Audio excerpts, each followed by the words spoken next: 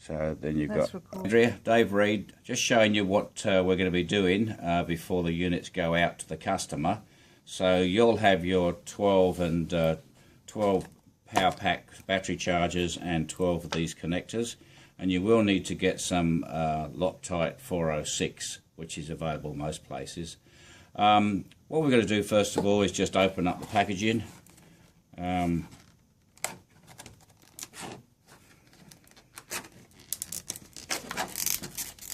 Probably the hardest thing. Okay, in the packaging we have the power charger itself,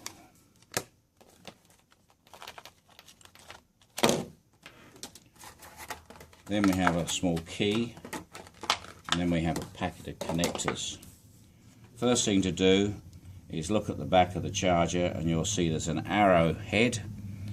This one's pointing to 3 volts. We've got to change it up to 4.5 volts, and we do that by taking the key out of the bag, placing the key in the slot, and in this case just turning it up 1 to 4.5.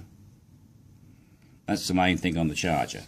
Now what we have to do is select the end connector adapter here, so that's the one at the end.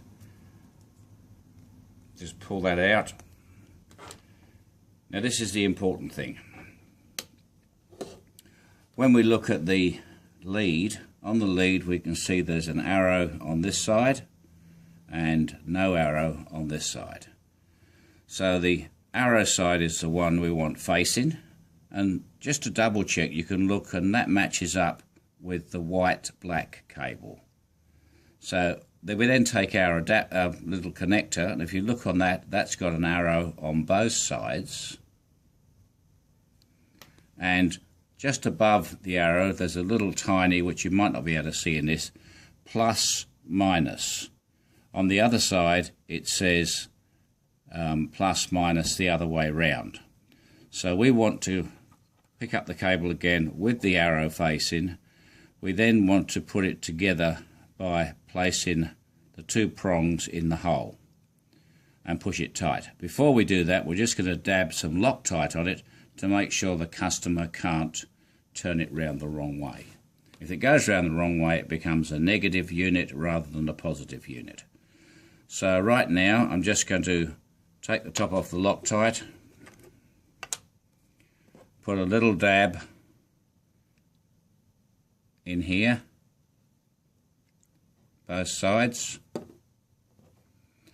then line it up, make sure I've got the arrow, because the Loctite's very good. Make sure I've got the plus at the back, push the pins together, a little bit fiddly,